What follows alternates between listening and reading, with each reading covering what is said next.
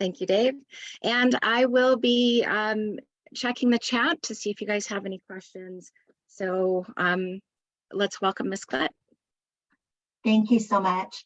And I put a link. If you were not in my first session, go ahead and fill out that sign-in sheet. If you were with me in the first one, you don't need to fill that out. My name is Kim Klett. I'm an Echoes and Reflections Senior Facilitator. I'm also an English teacher in Mesa, Arizona. I teach a year-long Holocaust literature and genocide studies class that I developed in 2001. And I'm also a museum teacher fellow from the United States Holocaust Memorial Museum. And so today we're going to be doing some work with it's our newest unit with Echoes and Reflections. And I wanted to give you a couple of things just kind of to think about. Samantha Power, who was an ambassador to the United Nations, she also wrote a seminal book called A Problem from Hell about genocide in the 20th century. And she said, rising anti-Semitism is rarely the lone or the last expression of intolerance in society. And as we're going, if you have, yes, her book is amazing. If you have questions or comments, feel free to, like Carol said, either put them in the chat box or unmute yourselves and just ask them, because I love questions as we go, not a problem at all. Dr. Martin Luther King Jr. said, it really boils down to this, that all life is interrelated. We are all caught in an inescapable network of mutuality, tied into a single garment of destiny.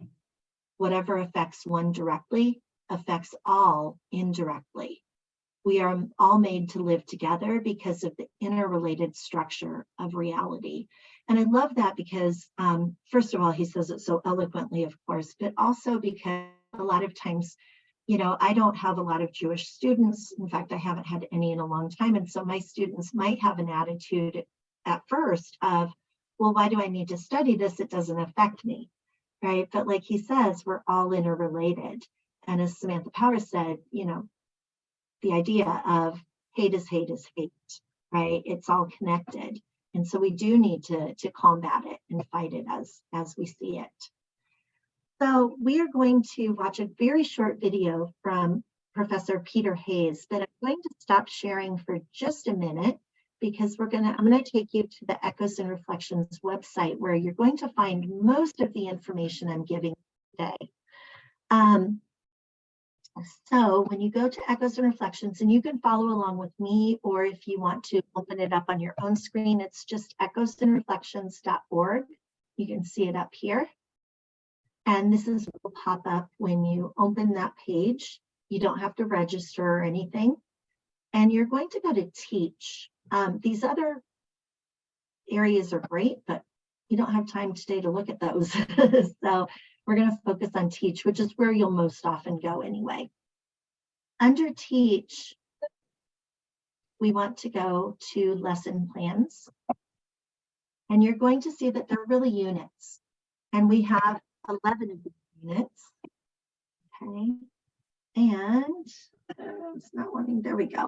We are going to focus on this last one, which is called the Green Glass Unit on Contemporary Anti-Semitism. So when you click on that, it will open. And all of our units are set up exactly the same, so it makes it really easy to use. You have a quote from somebody who has a testimony in the unit. Over here on the right, you have your keywords. These are different for every unit. So it's really nice. They're very tailored to the unit. You have your academic standards. So for social studies and for English, for every lesson, it breaks it down. You have your essential questions, your objectives.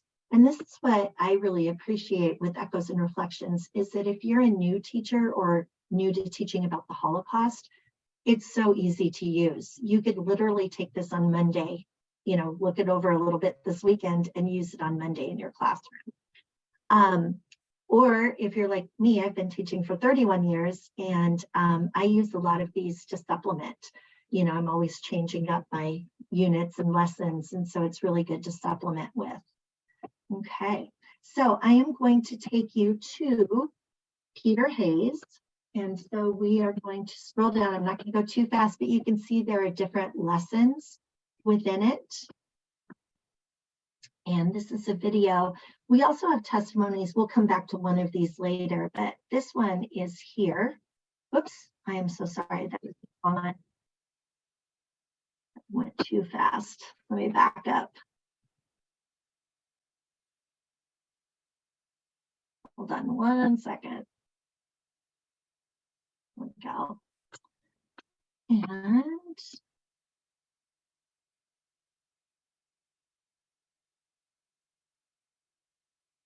it's actually going to be, nope. Sorry, I had it marked and then I lost it. Here it is, part 2. I had it marked as part 2. And let me just make sure that I'm sharing with sound as well now that I'm thinking about it. So, yes, so you can hear it. Awesome. Okay. Here's his very short video, Mr. Peter Hayes, Dr. Peter Hayes, about the topic of antisemitism.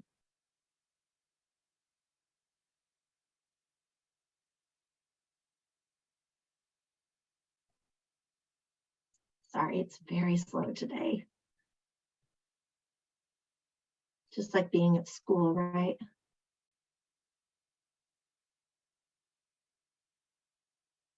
It's coming.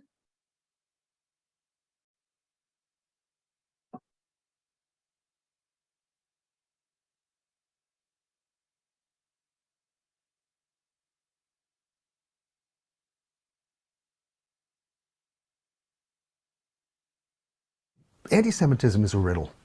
It is hard to explain why a cultural tradition would become so fixated on a particular group of people as a source of its problems.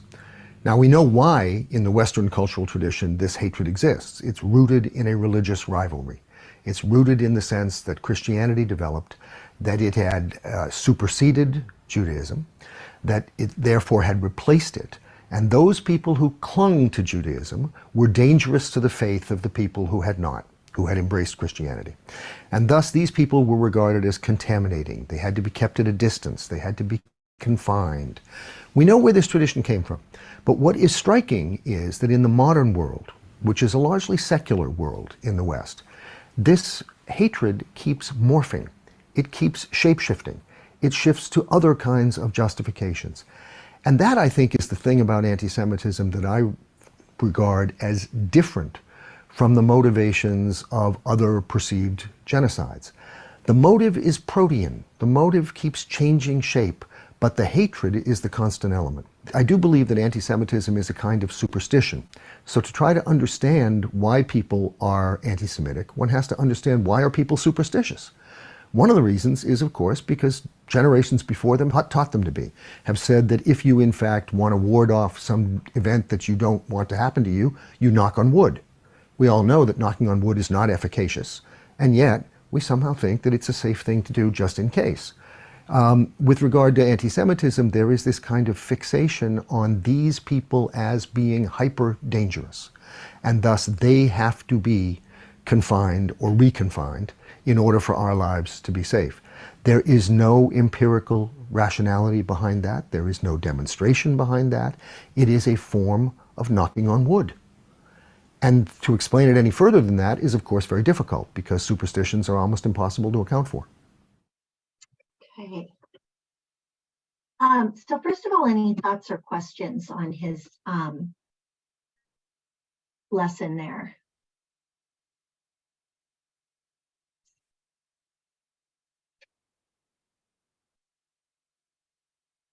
Any thoughts or questions? Okay, so I'm going to go back to our PowerPoint. Oops. Sorry, I got to stop sharing again and go back. Okay. And there we go. Okay. Kim, sorry, yeah, Kim, ahead. I didn't mean to interrupt. I didn't know if you saw the comments in the chat. Oh, no, I didn't. I'm so sorry. For some reason, the chat box is really lagging. Okay, yes, now I can see them. Yeah, logic, not religious bias, exactly. Yeah, I think the idea of superstitions, Crystal, you mentioned, he blew my mind when he said that because it makes it so simple, right? The way that he explains that, and I'd never thought of it that way. Yeah, I haven't used this one with my students, but I could see where it would be good for them, you know, to think about it that way. They're seeing so much right now in the media and, you know, on their social media. I teach seniors, and so they're seeing things all the time about anti-Semitism. And so thinking about where that comes from. Yeah, exactly. Kim, then he also mentioned that, the Jewish population, that he said the word contaminated. So that makes them, they wanted Aryan supremacy. So, they're contaminated. And, he did the same with people with disabilities, the Romani gypsies, Right. other peoples, other groups of people as well. So they're contaminated. Right. That's not good enough for the Aryan supremacy in Germany. Yeah. Exactly. And we're going to talk in a little bit about the historical aspect of it, right? Because I think our students need to understand this didn't just start with Hitler, right? That this was a long, long history of this hatred. Thank you. You could take a look at the beginning of the century when the Turks went and massacred 1.5 million Armenians, Assyrians, some Greeks. I mean, and just were beyond barbaric. And in fact, Hitler mentioned it in Poland. Who remembers the Armenians? So hey, it's okay for me to do it to the Jews. Exactly. Yeah, there are patterns and patterns of it, right? With genocide, exactly. So if any of you use Elie Wiesel's book Night in the classroom, I do. He said, once I thought that anti-Semitism had ended, today it is clear to me that it will probably never end. And unfortunately, he was exactly right. So going back to, those were some things to kind of think about as we move through today. Just who is Echoes and Reflections? We've worked with more than 100,000 educators since we came in existence in 2005. You can see our partners. We have the Anti-Defamation League, we have the USC Shoah Foundation, and Yad Vashem. And so all of those contribute to these lessons and to these units and to our programs. This is considered what's called a kind of a specialty program. So I will take you back to the website a few times for different resources, but we'll be using the slides quite a bit as well.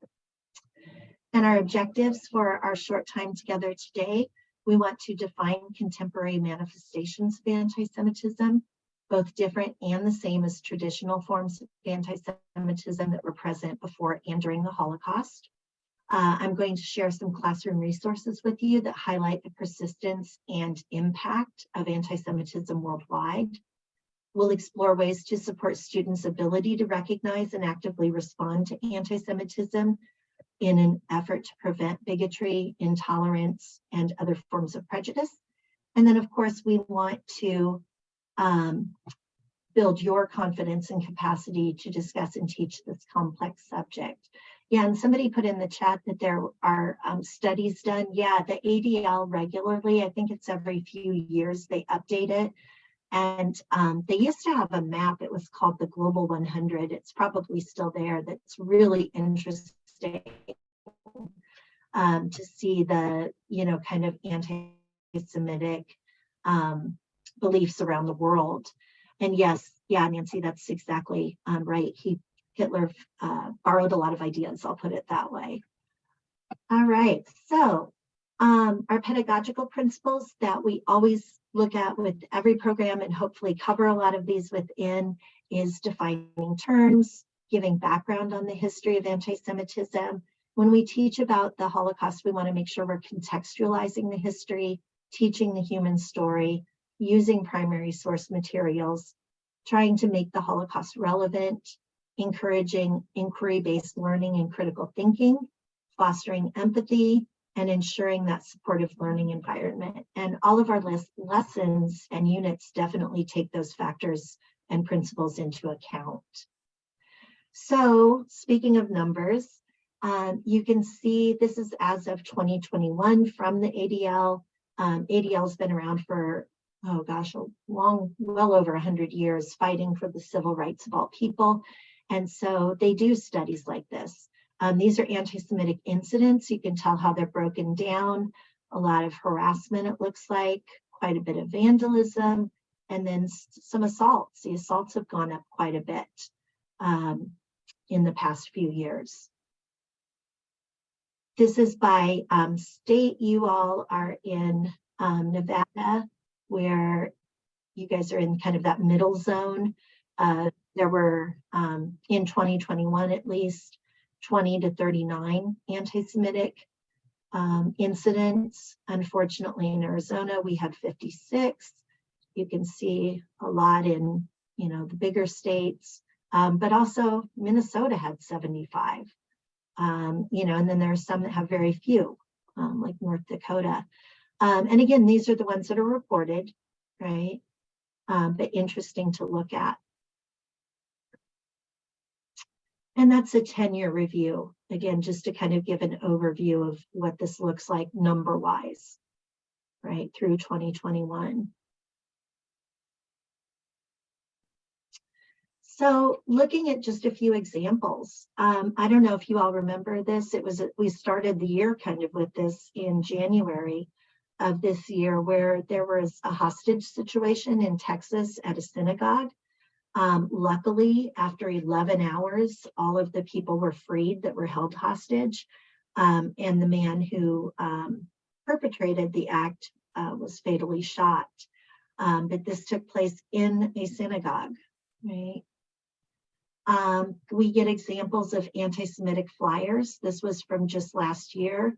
There were a lot of conspiracy theories that the Jews were somehow connected to COVID. They're trying to call out people who are involved. They're trying to say that, the vaccinations are have some kind of, Jewish agenda, because it's Jewish people who are shareholders for those companies. And so again, trying to place blame, looking for scapegoats, right? We see symbolism still beyond swastikas and stuff. This is what's called the wolf's angle symbol. And it's an ancient German symbol that was to ward off wolves, but it was also worn by some of the Waffen SS units, and now neo-Nazis are wearing this. The 1488 symbol. 14 stands for the 14 words, which are: we must secure the existence of our people and a future for white children. That's very popular in white supremacy groups and neo-Nazi groups. And then 88, H is the 8th letter of the alphabet, so it stands for Heil Hitler.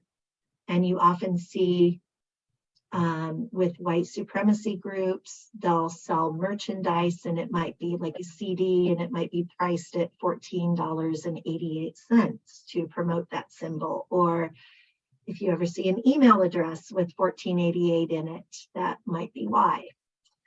So things to look for. That okay hand gesture that we've seen stands for white power.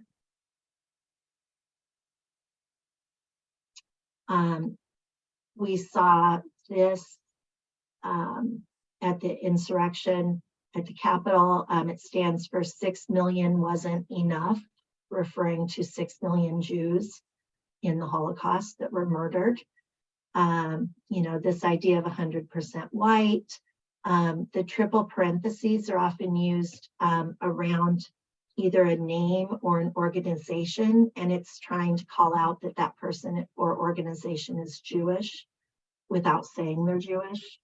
Okay, so these are some of the things that your students might be seeing, but also that we might see in the world today. Okay,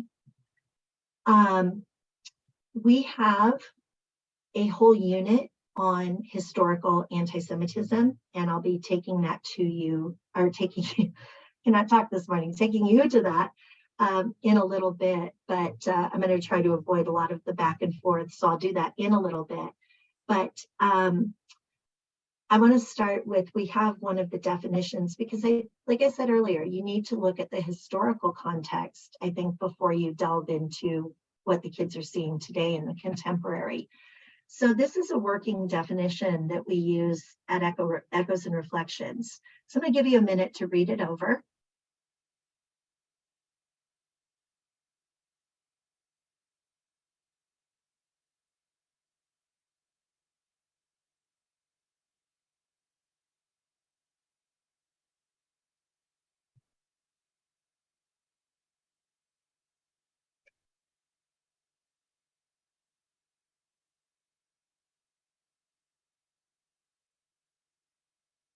Anything that stands out that either you would want to focus on with your students or that they might have questions about?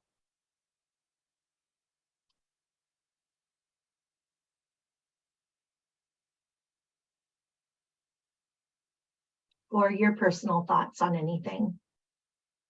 Oh, well, I'm just, in other classes, I've learned also that it has gone back to the days of Christ, and it's continued.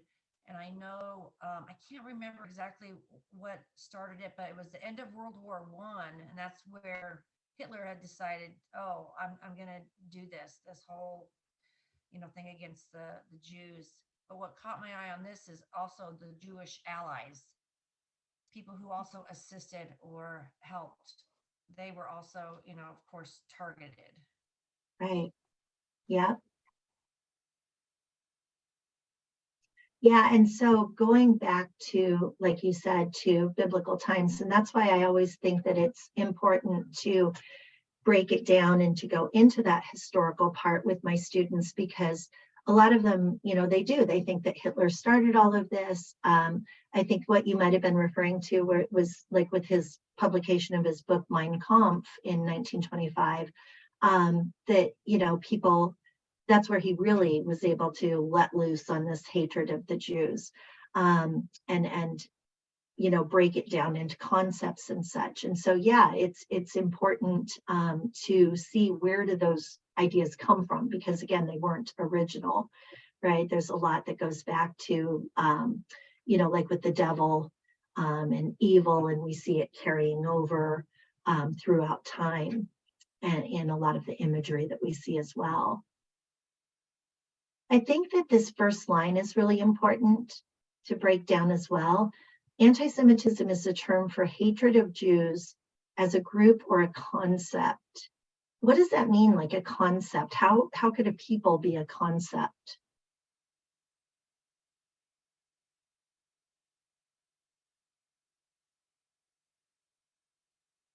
The concept makes me think of, they're a concept. They're not like human. It kind of dehumanizes that group as a whole. Instead of a group of people, they're just a concept to do whatever, eliminate, hate, that's Yeah. my interpretation.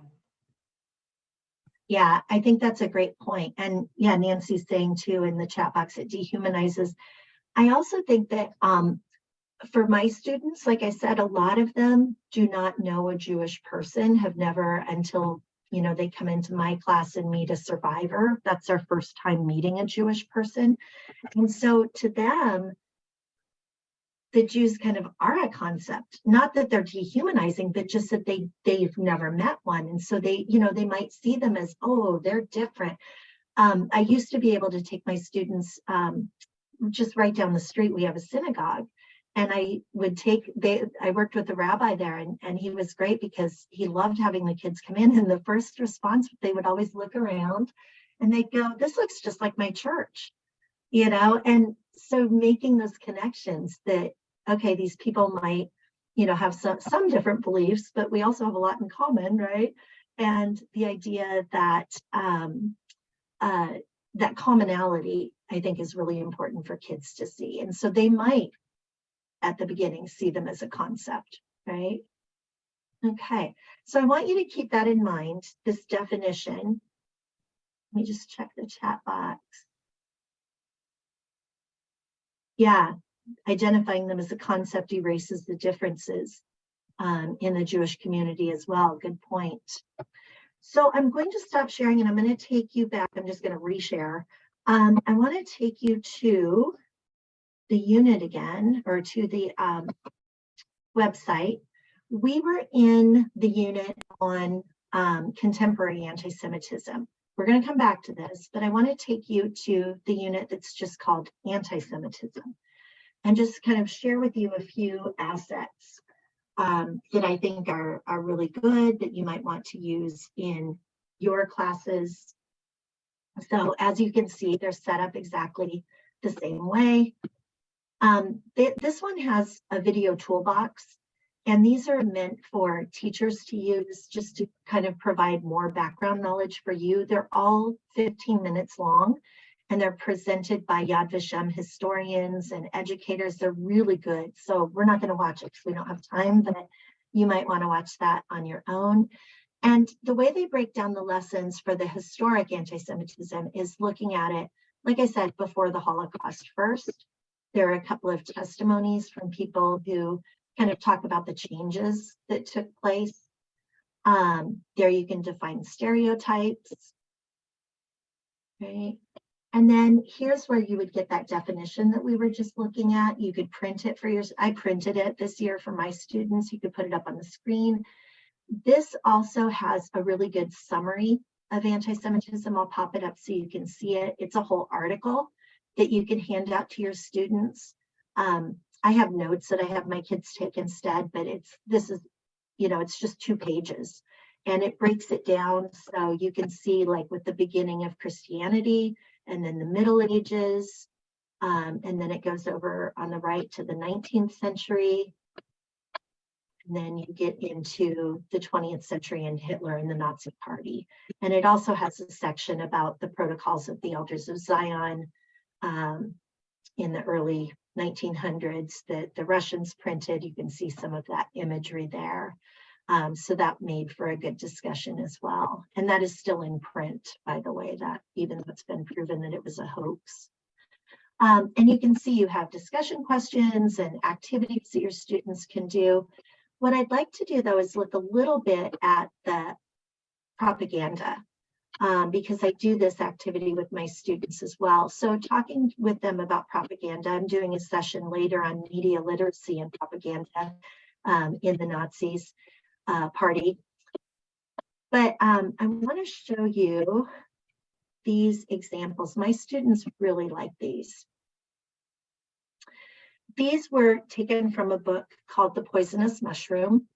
You might be familiar with it. It came out in 1938. This is a cover. It was a children's book, very popular. And, you can see Jewish stereotypes. I talk about those with my students: the big nose, dark hair, a beard. Any ideas why they made a red beard?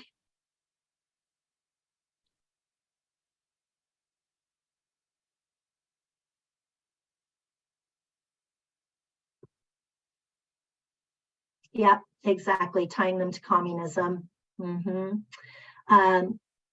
They populate, repopulate. There are lots of them. They're all around. Just in case you don't get it, there's a Star of David to make sure that you understand that, yes, this is a Jewish man.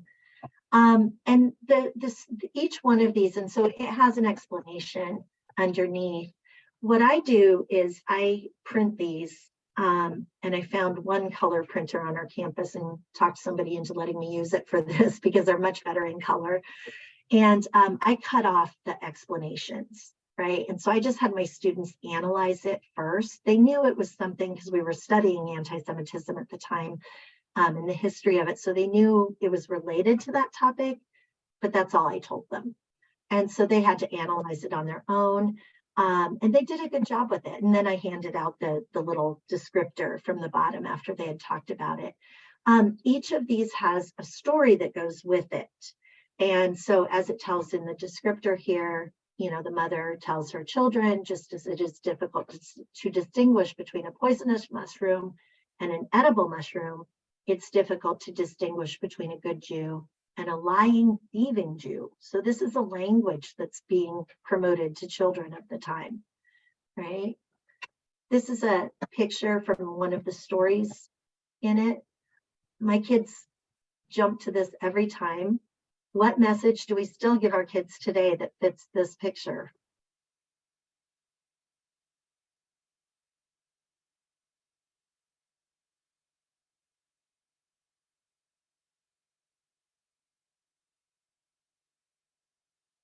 What do we warn our kids against?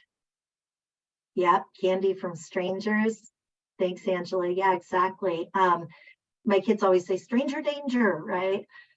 That's what they think of. And again, you can see the little descriptor that he is luring the children. And again, he's very unattractive and looks like he's maybe leering at them.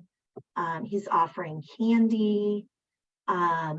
You can see the boys kind of thinking. He's not thinking about the candy. The little girl is, because her hand is out. She's ready to take it. But he's remembering what his parents have told him about Jewish men. They often, promoted them as being sexual deviants or perverts. And so he's remembering this. And in the story, you can find the stories online in English, but he grabs his sister's hand and runs away and yells, the whole way about this Jewish man. And when he gets home, he tells his parents, and they reward him with candy for doing the right thing. This goes back to the idea of the Jews being Christ killers, but I like this one because it shows a little bit different of a side of propaganda. It's not propaganda against the Jews. It's showing, German children who are reading this book, this is what a good German family looks like. They have the blonde hair. They're working hard. They're not wealthy, right? The boy doesn't have shoes on. Mom's been out working in the field, hard. They even take the baby, right? That everybody's in on this hard work. But again, going back to, and if you look at the descriptor, the caption is, whenever you see a crucifix, think of the horrible murder of Jesus by the Jews. So, and then the last one is a lesson about how to make the caricatures of the Jews and that their nose is like a backwards 6. And again, promoting this is what, a classroom looks like. They're segregated by gender, but they're all blonde haired. They're learning about geography, right? The way the Nazis wanted to teach it and such. So it's a good lesson to use. I like that one a lot. My students like that one a lot as well. And then I want to show you a testimony that relates. Yeah, I think we have time for it. I was looking at the time. This relates to that last picture. This is a woman named Judith Becker, and her testimonies always have a little, I'm not going to read all of that, but they have a little biography. She was from Stettin, Germany, and born in 1928. She went through, you can see, 5 concentration camps and death camps as well. She was 11 when the war began. But I want you to see how this relates to that last picture. It also has a little humor in it, which is kind of different.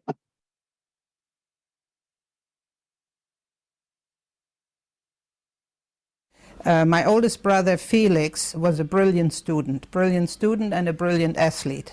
And he went to the Schiller Realgymnasium, which was one of the best high schools in Stettin. And even though all the Jewish students were asked to leave, the principal didn't want him to leave. First of all, he didn't look Jewish, and second of all, he was a great asset, both athletically and scholastically, to the school. So he told my mother, don't worry about it, leave him be, because he's of great benefit to us. Under the Nazis, that period became a period of Rassenkunde, where they were taught racism, the racism of the Nazi ideology. And the teachers who were teaching it were not on the staff. They were Nazi functionaries who used to come and teach in the morning this course in racism. It was based on that whole bizarre notion that you can tell a race by the nose and by the this and by the that, and that racial character, Jews are a race and all that sort of thing. Well, in order to demonstrate what he was talking about, the teacher used to pick on a student to illustrate what is the Aryan face, what is the Aryan head, what is, and so on and so forth. Try to make it very scientific. Well, one day he picked on Felix. And Felix was a blonde, very handsome boy, well developed, and he gets up in front of the class and he tells him to take off his shirt, and he turns his profile and he says, now you see a pure Aryan head, and now you see pure blue Aryan eyes, and even the eyebrows, and he goes on and on and on. And he says, you see the chest development and the shoulder bones, this is Aryan, typical Aryan. Okay, this class is still not roaring with laughter, but then he tells him to take off his pants and he wants to go on. Now the class is, roaring with laughter, but they are not saying anything. He is insulted. He thinks that this is a reflection on his teaching technique. And he runs out of the class and he puts the class on report with the principal that they have no respect for the Nazi ideology and that they are hooligans and all kinds of things.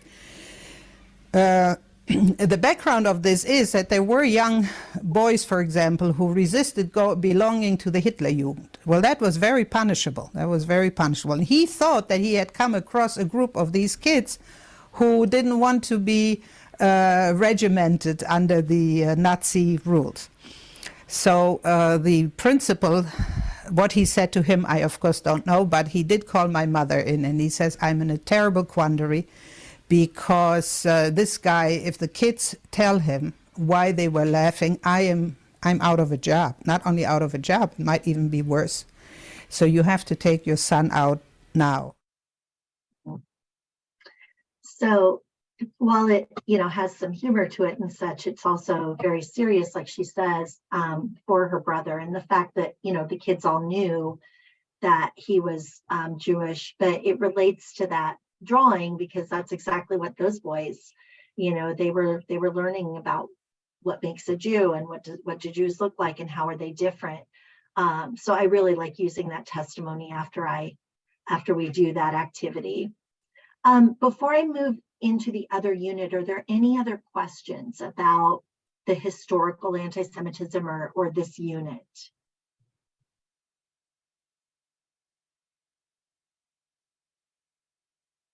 And there are a lot of other great resources in here you can see, but again, we just don't have time to do all of them. So I want to go back to the unit on contemporary anti-Semitism. It's going to take me a second because it won't allow me to go down. So hold on, there we go. So I'm going to take you to, do you all remember so we're going to go into the second lesson, which is called The New Anti-Semitism. And if you remember, there was an event, and I'm going to pop it up here so you can remember it. I remember it very clearly in 2018. It was on October 27th, and it was on a Saturday when Jewish people were at synagogue, and a man entered the Tree of Life Synagogue in Pittsburgh, Pennsylvania. He yelled, "All Jews must die." He opened fire on the congregants, killing 11 and wounding 6 others. He told law enforcement officers that Jews were committing genocide against his people. Authorities later found virulent anti-Semitic, xenophobic, and anti-immigrant posts on his social media profiles. He said that Jewish organizations like to bring invaders in that kill our people. And then he went in and did this shooting. I want to show you an activity, and I literally just did this with my students. Like I said, we partner with USC Shoah Foundation, and they have these eyewitness activities in a lot of our units. And my students just finished this up yesterday. In fact, I'll be grading them this weekend. When you go into Eyewitness, you do have to register, but it's just giving your email address and your name, and I think that's it. And so my students all registered, but once you do that, they are on your dashboard. You kind of create a class and you can follow. So if they do any of these activities, they don't have to submit them like to Canvas or anything like that. It's just automatically on this site. So the sign in is up here. And I just want to show you a video that my students watched on this because it's so strong and such a great one. You can see these are, whoops, those are their numbers. It's signing me into my account now. But there's a man who speaks about being at the Tree of Life Synagogue that day, and I wanted you to hear him. His name is Judah, and he has an incredible thought about that. Sorry, it did have me signed in. I wanted you to see the process as well so you know how to use it. There we go. And once you've signed in, it automatically does, because I have no idea what my password is anymore. So it'll keep you signed in, which is nice, or remember you. And this way you'll be able to see. There we go. And so I can go to my students in groups, for example, and it shows all of them, my Holocaust students, and then the activities. Okay. And they're all here, and we want to watch Judah.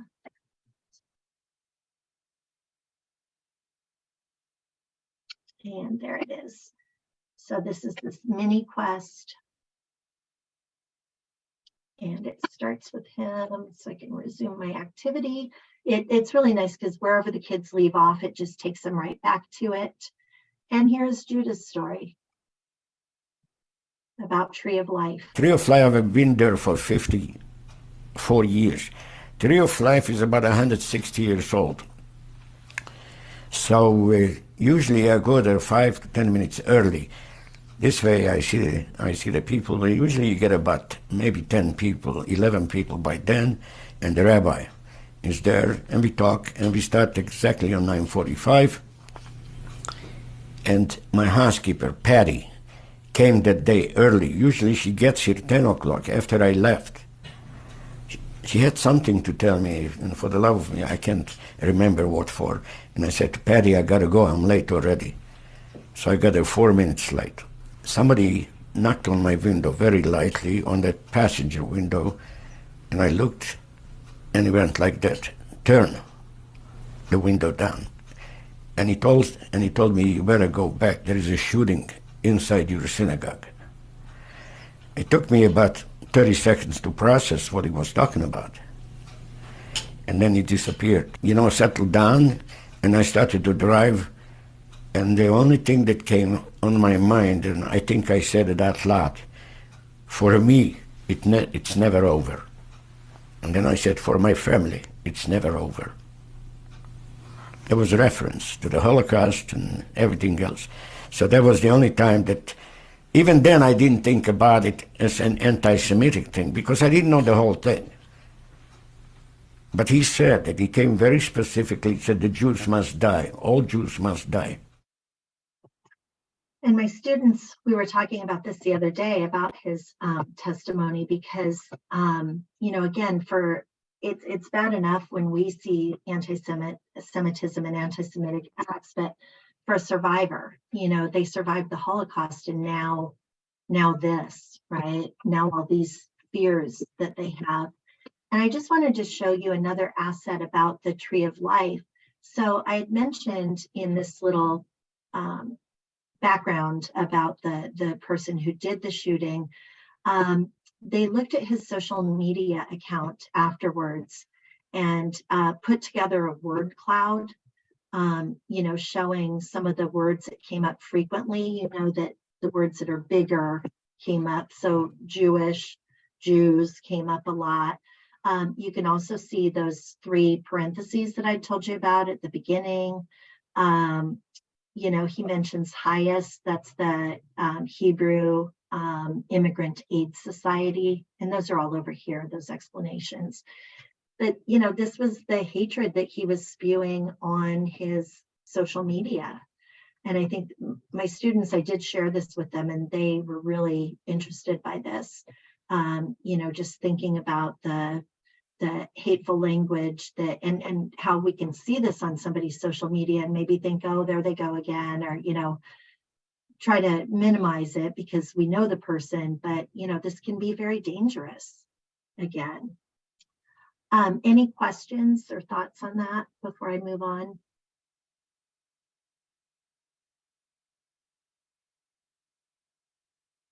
Okay, so that is there for you as well. And then I wanted to show you, I'm not able to show you this video because I'm using my school computer, but it comes up as restricted. I don't know why, there's nothing graphic in it, but this is an excellent, it's Holocaust Denial Explained from USHMM.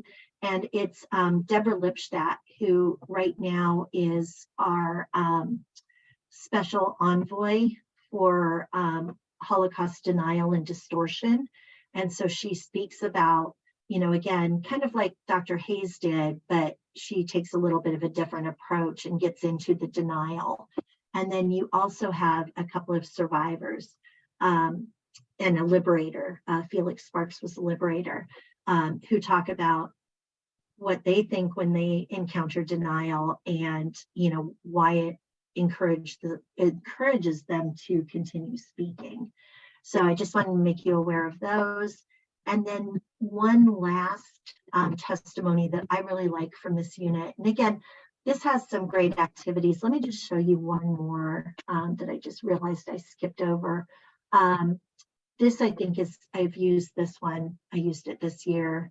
We just did this unit a couple of weeks ago, actually, on contemporary anti-Semitism. And this one gives them some more recent, again, they're a little dated, but here are some words that were spoken by, you know, by this so-called minister who talks about how the Jews plot and lie and such, that they're going to kill Christians.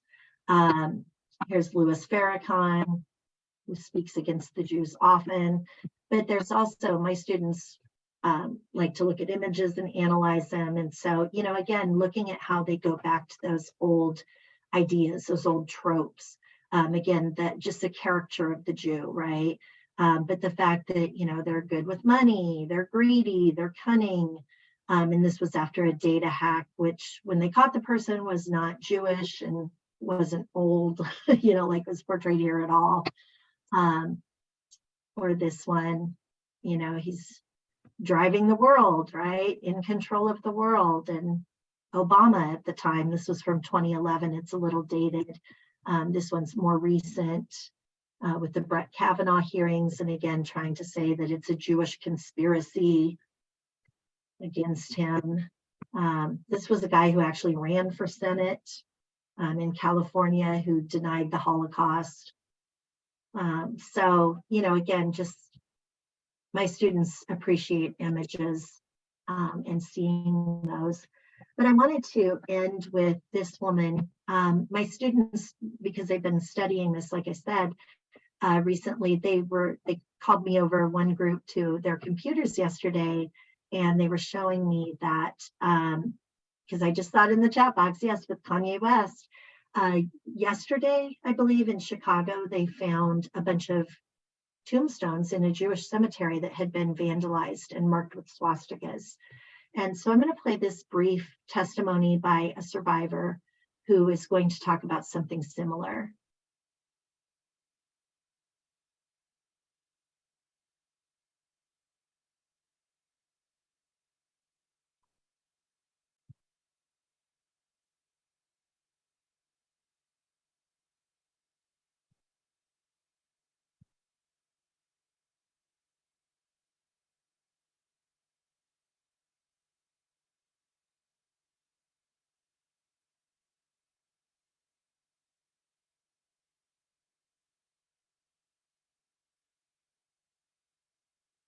We have anti-Semitism right now. You want to know about it? When we heard about the St. Louis, and especially here, Philadelphia, I called a friend of mine in New York who's also a survivor, and I said, Anna, would you believe after 70, 80 years, you and I are still talking about this? We're being violated again.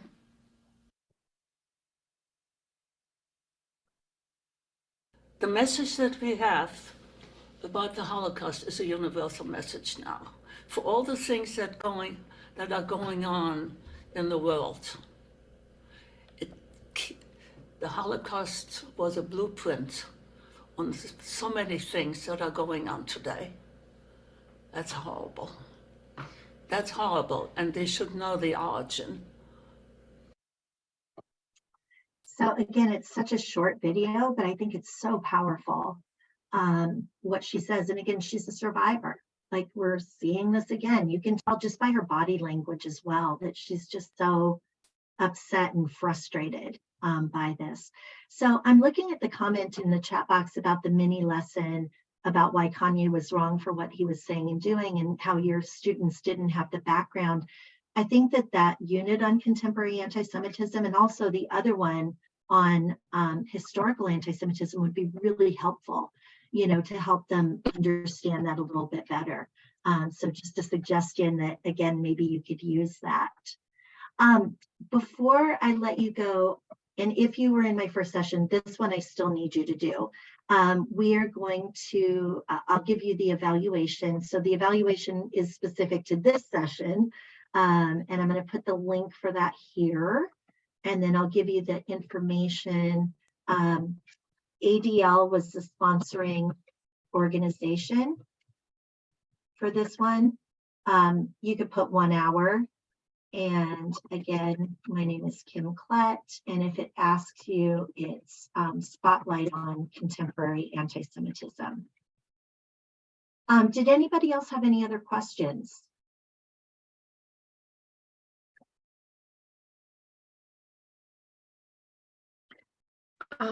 Before the end of the session, I would like to remind everyone that you need to do the attendance form for the Teaching and Learning Conference in order to get credit for the Teaching and Learning Conference. And they also have a survey that is separate from Ms. Klett's survey. So if you could do that one as well, that would be helpful. I've provided a link in the chat, and I would like to, before the end of the session, thank Ms. Klett for presenting. It's very informative. This is room number 1. Thank you, everybody. And let me know. I'm going to put my email just in case you have any questions. Feel free to reach out, whatever you might need. One more thing, the next session in this room is called Foundations of Holocaust Education, also by Ms. Klett. So if you would like to stick around for the next session, you do not have to leave and come back in.